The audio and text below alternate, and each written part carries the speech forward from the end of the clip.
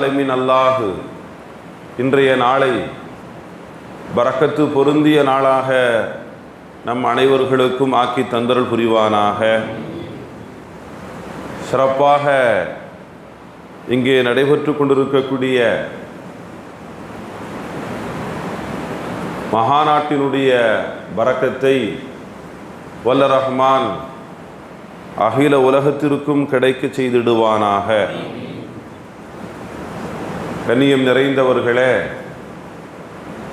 இன்றைய தஹஜ்ஜுதிலே நம்முடைய மரியாதைக்குரிய ஷேഖுனா அவர்களது துவா நமக்காக இருந்தது, இந்திய முஸ்லிம்களுக்காக இருந்தது, பாலஸ்தீன முஸ்லிம்களுக்காக இருந்தது, அகில உலகத்தார்களுக்காகவும் இருந்தது. மகத்தான அந்த துஆவை வல்ல ரஹ்மான் கபூல் செய்து நம்முடைய வாழ்விலே அல்லாஹு சந்தோஷத்தை மலரச் செய்வானாக. அன்பிற்குரியவர்களே, அல்லாமா இமாம் ஹக்கானி ரஹ்மத்துல்லாஹி அலைஹி சில உருவக கதைகளின் மூலமாக பல உண்மைகளை நமக்கு சொல்வார்கள். அதில் அவங்க சொன்ன ஒரு உருவக செய்தி, உருவக கதை, ஒரு சிங்கம் ரொம்ப வயசாயிடுச்சு. அது அதனுடைய குட்டி சிங்கத்தை அழைத்து சொன்னதாம்,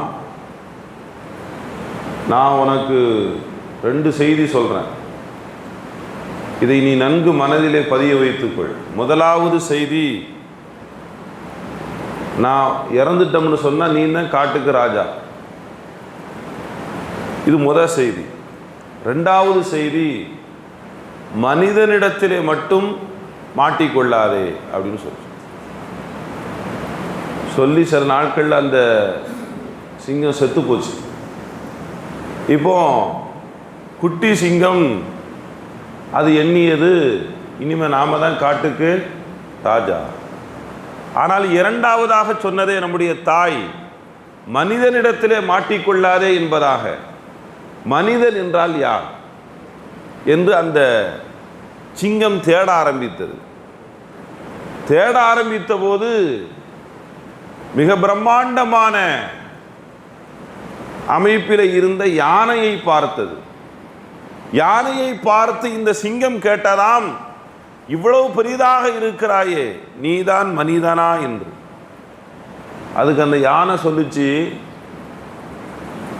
காட்டுக்கு ராஜாவே, நான் மனிதன் அல்ல, ஆனால் நீங்கள் மனுஷன்ட்ட மாட்டிராதீங்கன்னு சொல்லிச்சு. இவ்வளவு பெரிய யானை அந்த மனிதனுக்கு பயப்படுகிறது. அப்படி என்றால் இந்த யானையை விட அந்த மனிதன் மிக பெரியவனா என்று தேடுகிறது சிங்கம். மிக வேகமாக ஓடி வரக்கூடிய ஒரு குதிரையை பார்த்தது. இவ்வளவு வேகமாக ஓடுகிறது.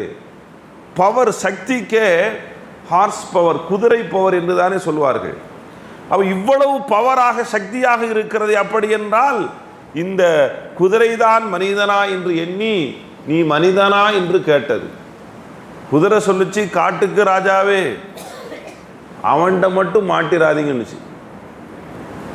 என்னடா இது, அவ்வளவு பெரிய யானையும் அப்படித்தான் சொல்லுச்சு, குதிரையும் அப்படித்தான் சொல்லுது என்பதாக மீண்டும் தேடுகிறது. ஒரு பொடிய, ஒரு சிறுவன் சில ஆடுகளை மேய்த்து கொண்டிருக்கிறார்.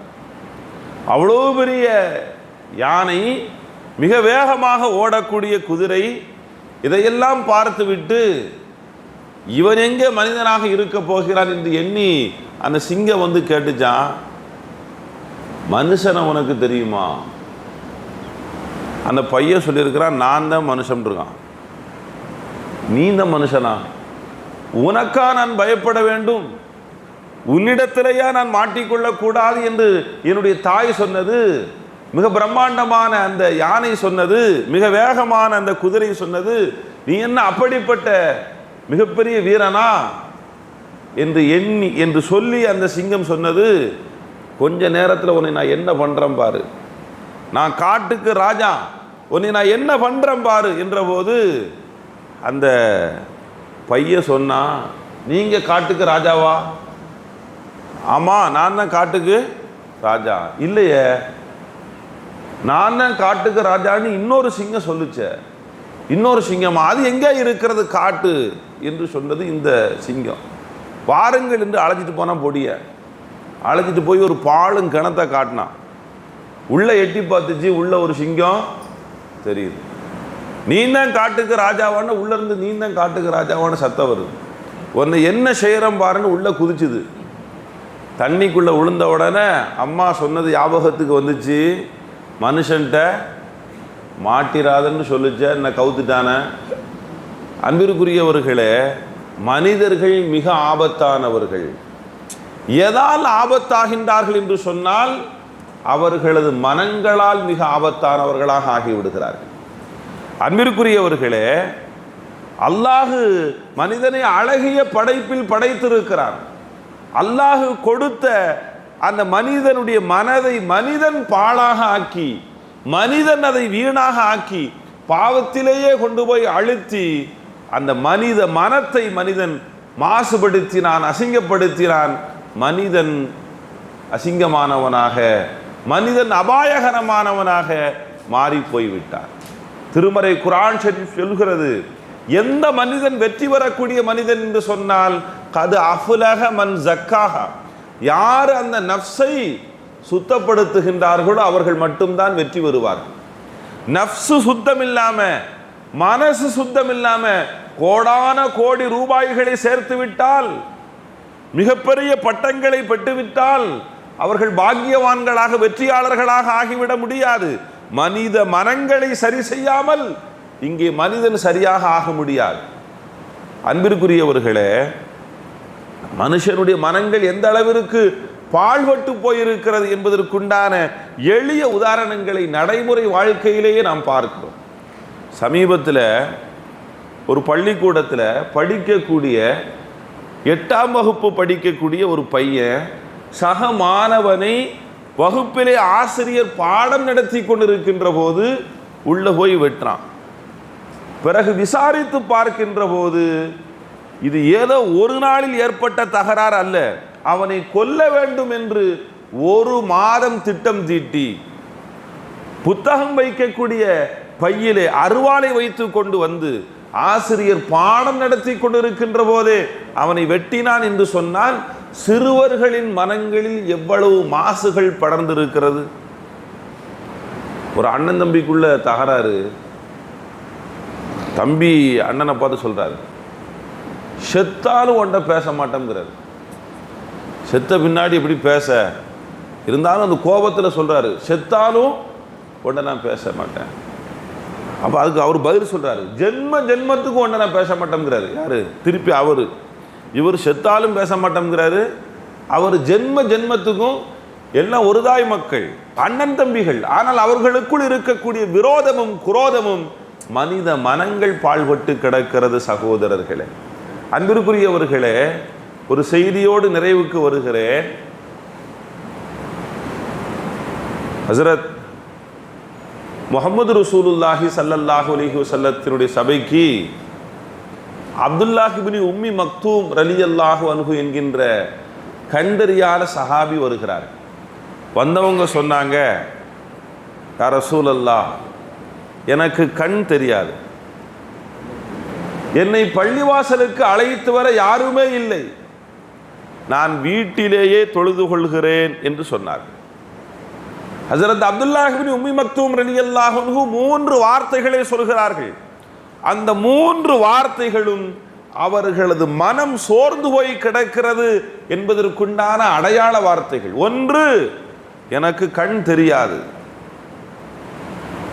இரண்டாவது, என்னை அழைத்து வர யாருமே இல்லை.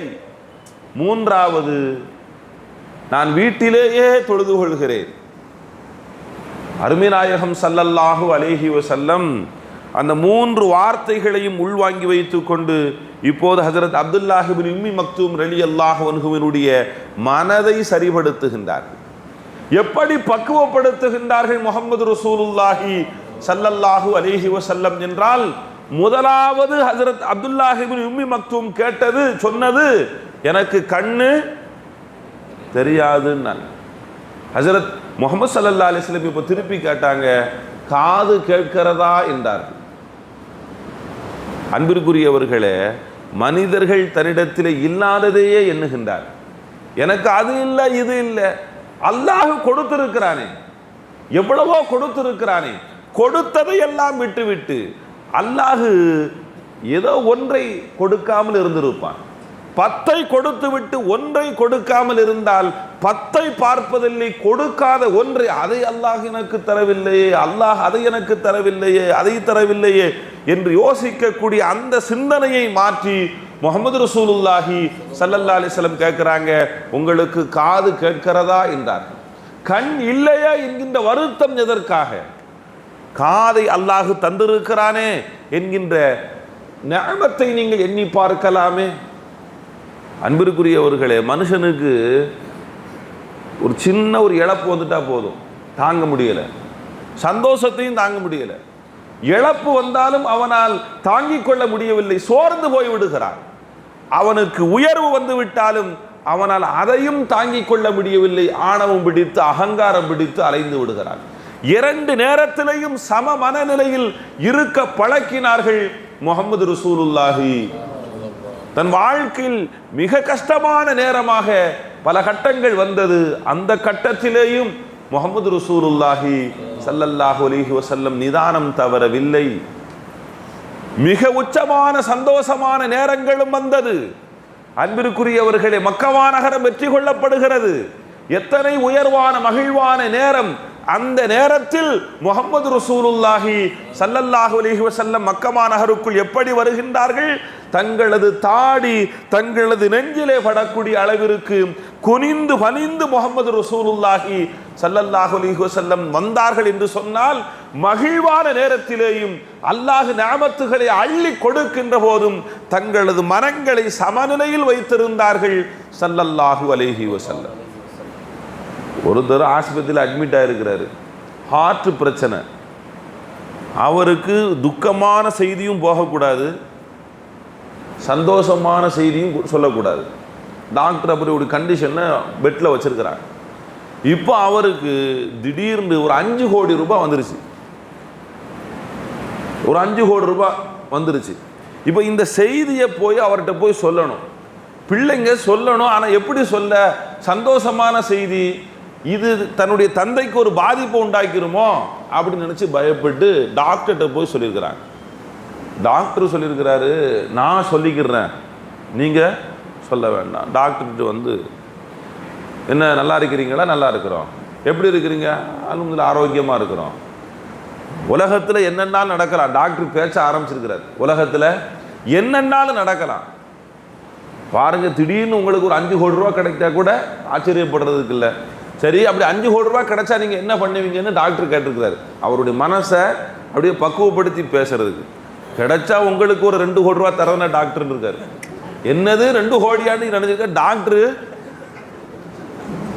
அன்பிற்குரியவர்களே, அப்போ நமக்கு வரக்கூடிய சந்தோஷமான செய்திகள், அதை கூட பக்குவமாக ஏற்றுக்கொள்ளக்கூடிய தன்மைகளை நம்முடைய மனங்கள் இழந்து போயிருக்கிறது. அதே போல சின்ன சங்கடங்கள் வந்து விட்டால் சோர்ந்து முடங்கி போய்விடக்கூடிய, மூலையில் கிடக்கக்கூடிய அளவிற்கு நம்மை நாம் தாழ்த்தி கொள்கிறோம். முஹம்மது ஸல்லல்லாஹு அலைஹி வஸல்லம் வீட்டுக்கு போகிறாங்க. அன்னை ஆயிஷா ரலியல்லாஹு அன்ஹா கேட்டாங்க, யா ரசூலல்லாஹ், உங்கள் வாழ்க்கையிலேயே ரொம்ப சங்கடமான நேரம், தருணம் எது, நாள் எது என்று கேட்டபோது ஸல்லல்லாஹு அலைஹி வஸல்லம் ஒரு பதில் சொன்னாங்க. லா அஷ்கு யா ஆயிஷா, ஆயிஷா நான் புலம்ப மாட்டேன் என்றார். நம்மகிட்ட மட்டும் கேட்கட்டும், இப்போ உங்கள் வாழ்க்கை எப்படிங்க போய்கிட்டு இருக்கு, ரொம்ப சங்கடம், அதை உட்காருங்க, நீங்கள் அதை ஏன் கேட்குறீங்கன்னு சொல்லி பட்டியல் போட ஆரம்பித்தோம்னு சொன்னால் இன்னைக்குள்ளே நிறையாது. இதுக்கு தான் ஒரு ஆளை தேடிக்கிட்டு இருக்கிறோம். என் சங்கடத்தை பூரா சொல்லணும், உட்கார்ந்து கேளுங்கன்னு சொல்ல ஆரம்பித்தா ஒரு வார்த்தையில் முடித்தார்கள், புலம்ப மாட்டேன் ஆயிஷா, பெருமானாரை தெரிந்து கொள்ள வேண்டும் என்பதற்காக என்றபோது அந்த தாயிஃபுடைய நிகழ்வு என்று ஒற்றை வரியில் கடந்து போனார்களே தவிர அதை ஒரு சோகமாக புலம்பலாக முஹம்மது ஸல்லல்லாஹு அலைஹி வஸல்லம் வைத்துக் கொள்ளவில்லை என்பதை பார்க்கிறோம். அன்பிற்குரியவர்களே, ஹஸரத் அப்துல்லாஹ் இப்னு உம்மி மக்தூம் ரலியல்லாஹு அன்ஹுடைய வார்த்தை, பெருமானாரே எனக்கு கண் தெரியாது என்று ஸல்லல்லாஹு அலைஹி வஸல்லம் சொன்னாங்க. காது கேட்கலையா? காது கேட்குதா இல்லையா? வெறும் கை என்பது மூடத்தனம், 10 விரல்கள் நமது மூலதனம் என்று ஒருவன் சொன்னான். வெறும் கை என்பது என்ன இருக்குது? அல்லாஹ் 10 விரலை தரலையா? என்ன தரவில்லை அல்லாஹ்? அன்பிற்குரியவர்களே, அடுத்த ஹஸரத் அப்துல்லாஹ் இப்னு உம்மி மக்தூம் ரலியல்லாஹு அன்ஹு சொன்னது, என்ன அழைச்சிட்டு வர யாருமே இல்லை, என்ன அழைச்சிட்டு வர யாருமே இல்லை. இன்று மனிதர்களது மனங்கள் எப்படி பேசுகிறது, எப்படி தனக்குத்தானே சொல்லிக் கொள்கிறது என்று சொன்னால், நம்ம யார் வந்து பார்க்கிறா? ஒருத்தர் வீட்டில் இருக்கிறாரு, அவரை போய் எல்லாரும் பார்க்கணும், அவருடைய அண்ணன் தம்பி அவருடைய சொந்த பந்தங்கள் எல்லாரும் அவரை போய் பார்க்கணும், அவரை நலம் விசாரிக்கணும், அவருடைய சுகதுக்கங்களை கேட்கணும் என்று மனித மனம் விரும்புகிறது. அப்படி யாராவது பார்க்க வரலன்னு சொன்னால் அதை ஒரு பெரிய குறையாக, அவன்லாம் என்னை பார்க்க வரமாட்டாரு, அவரெல்லாம் என்னைய பார்க்க வரமாட்டாரு என்பதாக அதை ஒரு பெரிய குறையாக. ஒரு கல்யாண வீட்டில் மாப்பிள்ளையினுடைய பெரிய தகப்பனார் சோகமாக ஒரு இடத்துல உட்கார்ந்துருக்கிறாரு. ஒருத்தர் போய், என்னங்க உங்கள் வீட்டு கல்யாணம் சோகமாக உட்காந்துருக்கிறீங்களே, என்ன கல்யாணத்துக்கு வந்தேன், என் தம்பி என்னைய சரியாக வாங்கன்னு கூப்பிடலன்னு இருக்காரு. சரியாக வாங்கன்னு கூப்பிடலை, என்ன மற்றவங்களை எவ்வளோ உற்சாகமாக வாங்க வாங்கன்னு கூப்பிட்டாரு, அது மாதிரி என்ன சரியாக வாங்கன்னு கூப்பிடலைன்னு உட்கார்ந்துருக்கிறாரு சோகமாக. அருமையானவர்களை எப்படி நினச்சி பார்க்கணும்? என் வீட்டு கல்யாணம், என் தம்பி மகனுடைய கல்யாணம், என்னுடைய தம்பி மகனுடைய கல்யாணம், என் வீட்டு கல்யாணம், என் தம்பி என்னை கூப்பிட்டா என்ன கூப்பிடாட்டா என்ன, நான் நின்று காரியங்களை பார்க்கணும் என்று உயர்வாக எண்ண வேண்டிய தருணத்தில் அவன் வாங்க அவ்வளோ சத்தமாக சொல்லலையே, வாங்க வாங்கன்னு மற்றவங்கள சொன்ன மாதிரி உற்சாகமாக நம்முடைய அழைக்கலையே என்பதாக சோகமாக உட்கார்ந்து இருக்கிறார் என்று சொன்னால், இந்த சோகம் அவராக வர வைத்துக் கொண்டது, இந்த சோகம் அவராக நினைத்து கொண்டது. அன்பிற்குரியவர்களே, ஹஸரத் அப்துல்லாஹ் இப்னு உம்மி மக்தூம் ரலியல்லாஹு அன்ஹு சொன்னாங்க, என்ன பள்ளிவாசலுக்கு அழைச்சிட்டு வர யாருமே இல்லைன்னாங்க. ஹஸரத் முஹம்மது ரசூலுல்லாஹி ஸல்லல்லாஹு அலைஹி வஸல்லம் சொன்னாங்க, உங்ககிட்ட கயிறு இருக்கான்னு கேட்டாங்க. வீட்டில் இருக்குது, அந்த கயிறை உங்களுக்கும் உங்கள் வீட்டிற்கும் பள்ளிக்கும் கட்டுங்க, கயிறை பிடித்து கொண்டே பள்ளிவாசலுக்கு வாங்கன்ட்டாங்க ஸல்லல்லாஹு அலைஹி வஸல்லம். கயிறை பிடித்து கொண்டே பள்ளிவாசலுக்கு வாங்க. அன்பிற்குரியவர்களே, என்னால் என்ன முடியும் என்று எண்ணாதீர்கள், என்னால் முடியும் என்று எண்ணுங்கள். ரப்பு எனக்கு உதவி செய்வான் என்று எண்ணுங்கள், ரப்பு எனக்கு ஒரு குறையும் வைக்கவில்லை என்று எண்ணுங்கள். இந்த மனம்தான் நம்மை சந்தோஷமாக ஆக்கி வைக்கும், மகிழ்வாக ஆக்கி வைக்கும். வீட்டில் நெய்ச்சோறு தான் இருக்குதா அப்படின்னு வருத்தப்படுறதை விட, பழைய சோறு அல்ஹம்துலில்லாஹ் கிடைச்சதுன்னு சந்தோஷப்பட்ட நிம்மதியாக அன்றைய நாள் கழியும் அல்லவா? அன்பிற்குரியவர்களை, நம்முடைய அணுகுமுறையும் நம்முடைய சிந்தனையும் நம்முடைய மனம்தானே நம்முடைய மகிழ்விற்கும் நம்முடைய கவலைக்கும் காரணமாக ஆகிவிடுகிறது. ஹஸரத் அப்துல்லாஹ் இப்னு உம்மி மக்தூம் ரலியல்லாஹு அன்ஹு இடத்திலே சொன்னார்கள், ஒரு கயிறை எடுங்கள், உங்கள் வீட்டிற்கும் பள்ளிவாசலுக்கும் கட்டுங்கள், கயிறை பிடித்து கொண்டே பள்ளிவாசலுக்கு வந்து சேருங்கள் என்று சொன்னார்கள் முஹம்மது ரசூலுல்லாஹி ஸல்லல்லாஹு அலைஹி வஸல்லம். அடுத்து சொன்னாங்க, நான் பள்ளிவாசலுக்கு வரல, வீட்டிலேயே தொழுகிறேன். இல்லை இல்லை, நீங்க பள்ளிவாசல்ல தான் தொழணும், ஜமாத்தாகத்தான் தொழணும் என்று சொன்னார்கள். அன்பிற்குரியவர்களே, அவர் தன்னை தாழ்த்தி தன்னை பலகீனப்படுத்தி நினைத்த ஹஸரத் அப்துல்லாஹ் இப்னு உம்மி மக்தூம் ரலியல்லாஹு அன்ஹுடைய சிந்தனையை முஹம்மது ரசூலுல்லாஹி, மனதை முஹம்மது ரசூலுல்லாஹி ஸல்லல்லாஹு அலைஹி வஸல்லம் மாற்றினார்கள். இந்த மனதை பக்குவப்படுத்தியதன் காரணமாக நடந்த மாற்றம் என்னவென்று சொன்னால், கொஞ்ச நாள்ல ஹஸரத் அப்துல்லாஹ் இப்னு உம்மி மக்தூம் ரலியல்லாஹு அன்ஹு பெருமானாரிடத்தில் வந்து கேட்டார்கள், யா ரசூலல்லாஹ், பள்ளி வாசல்ல நான் பாங்கு சொல்லட்டுமான்னு கேட்டாங்க. எந்த அப்துல்லாஹ் இப்னு உம்மி மக்தூம்? எனக்கு கண் தெரியாது, என்னை அழைத்து வர யாருமே இல்லை, நான் வீட்டிலேயே தொழுது கொள்கிறேன் என்று சொன்ன அப்துல்லாஹ் இப்னு உம்மி மக்தூம் ரலியல்லாஹு அன்ஹு இப்ப சொல்றாங்க, யா ரசூலல்லாஹ், நான் பாங்கு சொல்லட்டுமா? சொல்லுங்கள் என்று சொல்லி பாங்கு சொல்லக்கூடிய பொறுப்பை கொடுத்தார்கள் முஹம்மது ரசூலுல்லாஹி ஸல்லல்லாஹு அலைஹி வஸல்லம். பாங்கு சொல்றாங்க. ஒரு கட்டத்தில் ஸல்லல்லாஹு அலைஹி வஸல்லம் ஒரு யுத்தகலத்துக்கு புறப்பட்டு போறாங்க. இப்போ அப்துல்லாஹ் இப்னு உம்மி மக்தூம் ரலியல்லாஹு அன்ஹு வந்தாங்க, யா ரசூலல்லாஹ், உங்களோடு யுத்தகலத்திற்கு நானும் வருகிறேனே என்றார். அருமையானவர்களை, சிந்தனையை மாற்றி முஹம்மது ஸல்லல்லாஹு அலைஹி வஸல்லம் அவர்களுக்கு எடுத்த வகுப்புகளும் பாடங்களும் எப்படி மாற்றியது? பள்ளிவாசலுக்கே வர தயங்கியவர் இப்போது சொல்கிறார், நான் யுத்தகலத்திற்கு உங்களோடு யுத்தகலத்திற்கு வருகிறேன் என்ற போது ஹஜரத் முஹம்மது ரசூலுல்லாஹி ஸல்லல்லாஹு அலைஹி வஸல்லம் சொன்னாங்க, உங்களுக்கு நான் இங்க ஒரு வேலை வச்சிருக்கிறேன், நான் போர்க்களத்துக்கு போறேன், நீங்க எனக்கு பகரமாக இமாமாக நின்று தொழுகை நடத்துங்கள். ஹஜரத் அப்துல்லாஹ் இப்னு உம்மி மக்தூம் ரலியல்லாஹு அன்ஹு ஸல்லல்லாஹு அலைஹி வஸல்லம் யுத்தகலத்திற்கு வெளியூருக்கு செல்கின்ற போது அவங்க பள்ளியில இமாமாக நின்று தொழுகை நடத்துகின்றார். ஹஜரத் அபூபக்கர் ரலியல்லாஹு அன்ஹு ஆட்சி காலத்திலே யுத்தகலத்திற்கு புறப்படுகின்ற போது ஹஜரத் அபூபக்கர் ரலியல்லாஹு அன்ஹு இடத்திலே வந்து, அபூபக்கர் அவர்களே, நானும் உங்களோடு யுத்தகலத்திற்கு வருகிறேன் என்று கேட்டபோது ஸல்லல்லாஹு அலைஹி வஸல்லம் உங்களுக்கு என்ன பொறுப்பை கொடுத்தாங்களோ அதே பொறுப்பை நான் கொடுக்கிறேன், நீங்க இமாமாக இருங்கள் என்று சொன்னார். ஹஜரத் உமரே ஃபாரூக் ரலியல்லாஹு அன்ஹு ஆட்சி காலத்திலே உமர் ரலியல்லாஹு அன்ஹு ஒரு யுத்தகலத்திற்கு ஆட்களை அனுப்புகின்ற போது ஹஜரத் அப்துல்லாஹ் இப்னு உம்மி மக்தூம் ரலியல்லாஹு அன்ஹு வந்து சொன்னார்கள், வல்லாஹி அல்லாஹ்வின் மீது ஆணையிட்டு சொல்கிறேன், உமரே, நீங்கள் என்னை மறுத்து விடக்கூடாது, நான் யுத்தகலத்திற்கு வந்தே தீருவேன் என்ற போது ஹஜரத் உமர் ரலியல்லாஹு அன்ஹு கேட்டாங்க, அங்க நீங்க என்ன பண்ணுவீங்க? வாளும் வேலும் அங்கே பாயக்கூடிய யுத்தகலத்திலே நீங்கள் என்ன செய்ய முடியும் என்று ஹஜரத் அப்துல்லாஹ் இப்னு உம்மி மக்தூம் ரலியல்லாஹு அன்ஹுவை பார்த்து கேட்டபோது ஹஜரத் அப்துல்லாஹ் இப்னு உம்மி மக்தூம் ரலியல்லாஹு அன்ஹு சொன்னார்கள், யுத்தகலத்திலே இஸ்லாமிய கொடியை பிடிப்பதற்கு ஒரு நபர் வேண்டும் அல்லவா, அந்த பொறுப்பை என்கிட்ட கொடுங்கன்னாங்க. அன்பிற்குரியவர்களே, இஸ்லாத்தின் கொடியை பிடித்துக் கொண்டு ஹஜரத் அப்துல்லாஹ் இப்னு உம்மி மக்தூம் ரலியல்லாஹு அன்ஹு யுத்தகலத்தில் நின்றார்கள். எதிரிகள் அப்துல்லாஹ் இப்னு உம்மி மக்தூம் ரலியல்லாஹு அன்ஹு வெட்டினார்கள். ஹஜரத் அப்துல்லாஹ் இப்னு உம்மி மக்தூம் ரலியல்லாஹு அன்ஹு காயம்பட்டார்கள். அவர்கள் கீழே சரிந்தார்கள், ஷஹீதாக ஆனார்கள். கையில பிடிச்சிருந்த கொடியை விடல. அன்பிற்குரியவர்களே,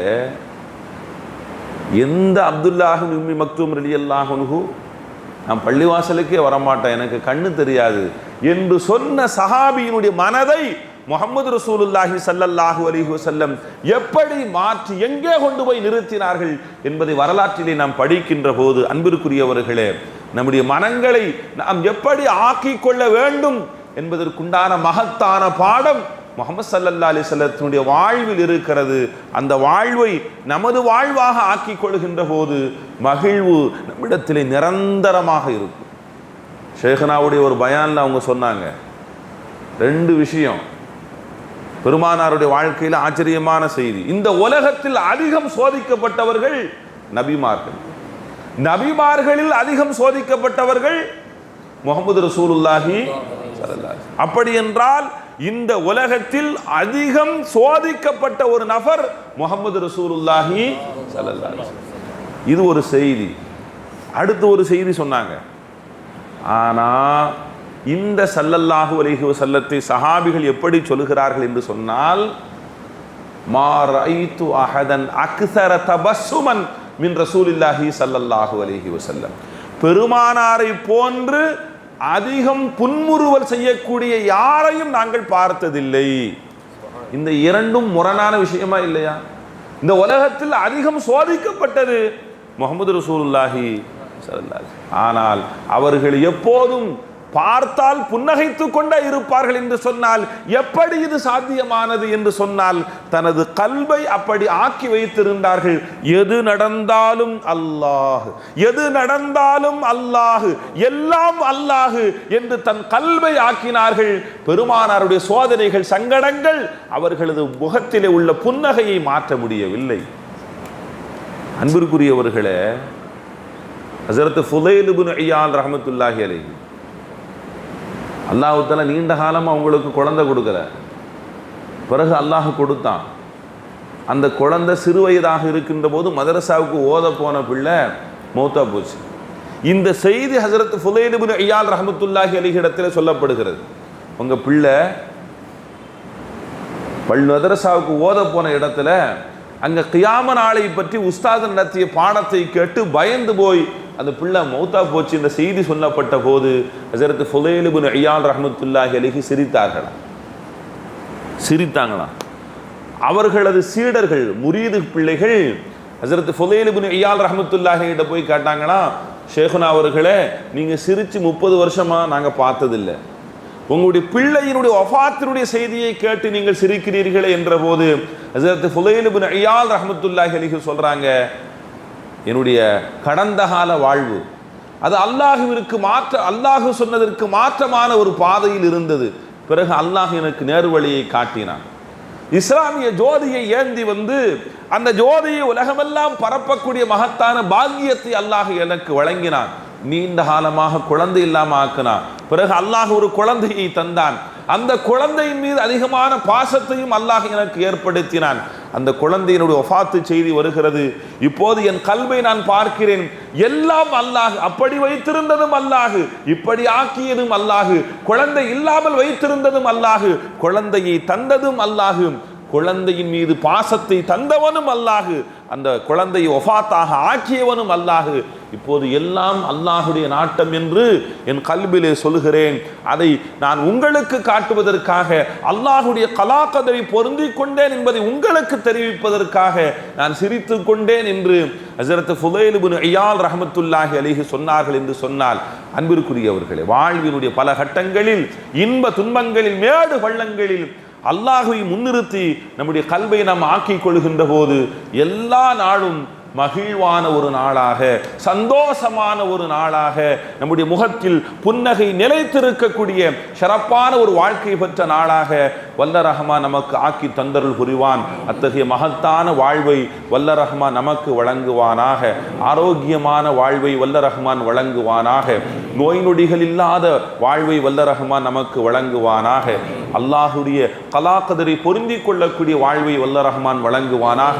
மகிழ்வான உச்சமான உயர்வான நேரத்திலேயும் அல்லாஹ்வை நினைக்கக்கூடியவர்களாக வல்ல ரஹ்மான் நம்மை ஆக்குவானாக. சங்கடமான சோகமான இழப்புகள் வரக்கூடிய நேரத்திலேயும் அது நம்மை பாதித்து விடாமல் அல்லாஹ்வை முன்னிறுத்தி அந்த நேரத்திலேயும் துணிவோடு வாழ்வதற்கு வல்ல ரஹ்மான் தௌஃபீக் செய்வானாக என்கின்ற துஆவோடு சங்கைக்குரிய ஷேகுனா அவர்கள் இன்று காலையில் தஹஜ்ஜுதில் அவங்க கேட்ட துஆ அது மகத்தான பாக்கியமான ஒரு தருணமாக இருந்தது. அன்பிற்குரியவர்கள், இந்த பாக்கியம் இந்த நாள் முழுவதும் நம்மிடத்தில் தொடர இருக்கிறது. முழுமையாக நாம் பயன்படுத்தி கொள்ள வேண்டும். வல்ல ரஹ்மான் நல்லருள் பாலிப்பானாக. வாஹிரு தஅவானா அனில் ஹம்துலில்லாஹி ரப்பில் ஆலமீன். அஸ்ஸலாமு அலைக்கும் வரஹ்மத்துல்லாஹி வபரகாத்துஹு.